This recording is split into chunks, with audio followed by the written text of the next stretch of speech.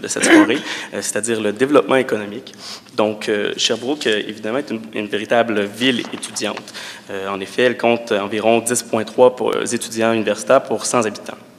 Donc, Sherbrooke attire beaucoup d'étudiants et d'étudiantes, mais éprouve la difficulté à les retenir après la fin de leurs études. Ça a été mentionné dans certaines interventions. Le 15 juin dernier, le comité Sherbrooke Ville étudiante déposait d'ailleurs un document au conseil municipal afin de proposer des solutions aux problèmes de rétention des étudiants et des étudiantes de la ville de Sherbrooke. Alors, la question, en tant que future mairesse de Sherbrooke, comment comptez-vous concrètement encourager la rétention des diplômés, et ce, dans tous les domaines de formation? Alors, j'inviterai M. Pellerin à répondre premièrement à cette question. Par l'emploi, évidemment. Si on veut retenir nos diplômés, comme n'importe quel membre de la population, qu'il soit diplômé ou non, mais ça commence par un emploi. Je suis donc ingénieur industriel. Ça fait 25 ans que je suis sorti de l'Université du Québec à Trois-Rivières. Et en 25 ans, je n'ai travaillé que 5 ans dans ma ville. J'ai travaillé à Drummondville, j'ai travaillé à Waterville, j'ai travaillé à Actonville, Magog, mais juste 5 ans dans ma ville. Je suis donc peut-être un peu plus tenace que beaucoup d'autres, mais je n'ai pas travaillé beaucoup dans ma ville.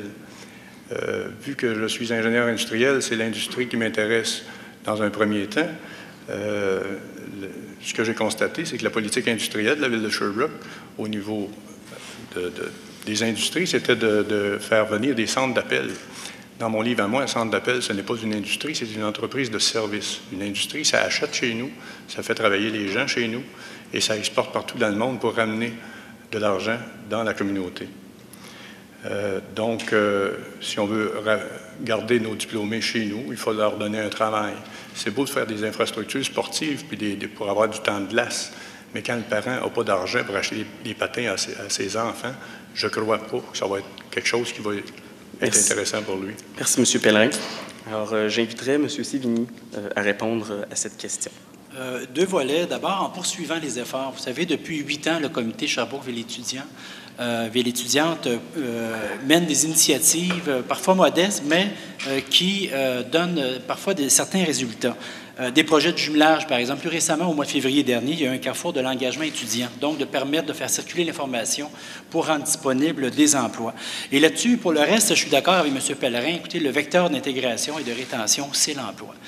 Des emplois de qualité.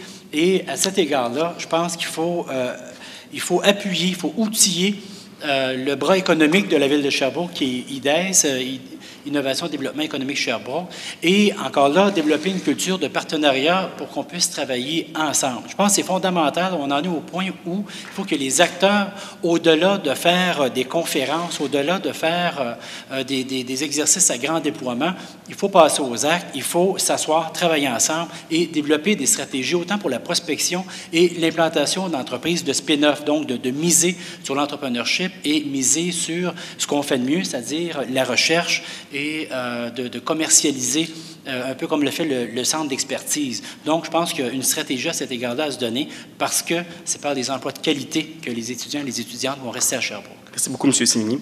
Alors, j'inviterai M. Godbout à répondre à cette question sur la rétention des diplômés à Sherbrooke. Alors, merci. Puis là, on tombe dans quelque chose que je connais vraiment bien pour l'avoir vécu depuis très longtemps. Alors, la première chose, il faut que ce soit connu. Il faut s'assurer que les entreprises puis les services publics connaissent bien les programmes de stage de l'Université de Sherbrooke puis leurs avantages, incluant les crédits d'impôt. Les stages ont une grande importance sur la formation des étudiants, mais il faut augmenter le nombre de stages qui deviendront éventuellement des emplois pour les diplômés. De l'autre côté, il faut travailler aussi au niveau de la création d'emplois. Mes expériences comme entrepreneur puis en développement économique vont permettre d'augmenter l'attractivité et la vigueur économique de la ville. L'arrivée d'entreprises technologiques permet d'augmenter les emplois de qualité puis des emplois surtout bien rémunérés. En attirant ces entreprises, naturellement, il y aura beaucoup de formations d'ouverture pour des ingénieurs, des gestionnaire, mais ces emplois-là créent aussi beaucoup d'emplois indirects en sciences sociales, sciences de la santé, puis d'autres pour tous les autres professionnels. Un exemple concret pour terminer, c'est le principe ou plutôt le concept WLP, ou Work, Live and Play. On travaille, on demeure et on a nos loisirs dans le parc biomédical de Fleurimont. Merci beaucoup, M. Godbout. Alors, j'inviterai Mme Gravel à répondre à cette question sur la rétention des diplômés. Vous savez, une ville universitaire, en principe, c'est une ville où tous les espoirs sont permis, parce qu'ils sont basés sur la jeunesse. Le taux de rétention des étudiants ici à Sherbrooke est excessivement bas par rapport à son taux d'attraction, évidemment. Encore une fois, on dit qu'on a tout ce qu'il faut pour les attirer. Malheureusement, il ne semble pas qu'on ait tout ce qu'il faut pour les garder. Ce que je disais tout à l'heure, d'offrir une job 15 heures semaine à tous les étudiants, jamais plus que 15 heures, parce que ça vient accroître le phénomène de décrochage scolaire, c'est une chose. Ça va apprendre à nos entreprises à connaître les étudiants qui sont ici. Deuxièmement, le fait de s'impliquer dans des organismes communautaires, via le même réseau. Ça va permettre aux étudiants d'ici de se faire connaître dans la communauté. Mais au-delà de tout, il faut donner effectivement des emplois de qualité. Je suis propriétaire d'une agence de recrutement et de placement de main-d'œuvre. Je vous avoue que les gens de l'extérieur viennent chercher nos gens d'ici parce qu'ils sont bons, sont bien formés. Le jour où on sera en mesure justement d'aider au démarrage d'entreprises qui viennent de vous, d'aider au démarrage d'entreprises du savoir et de rendre ça facile.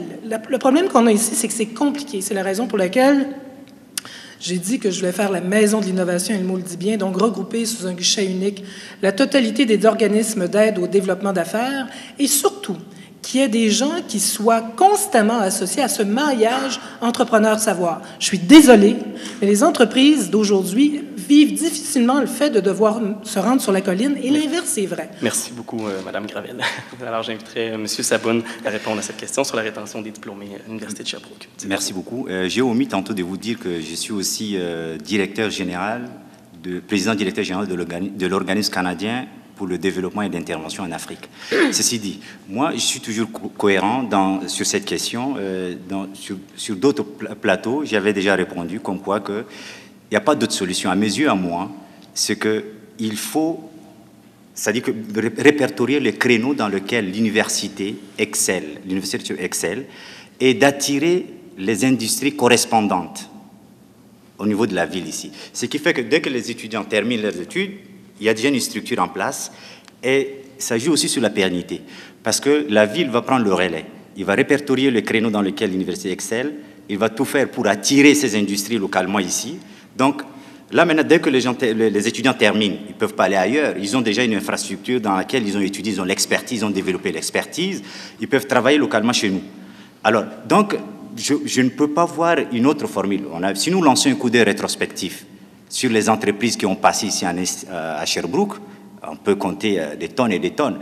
Ils viennent 5 ans, 6 ans, 10 ans, ils ferment boutique et puis ils rentrent, ils déclarent faillite.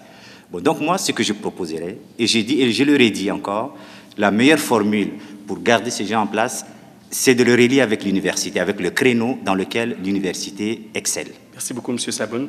Donc, ça termine cette question sur le développement économique.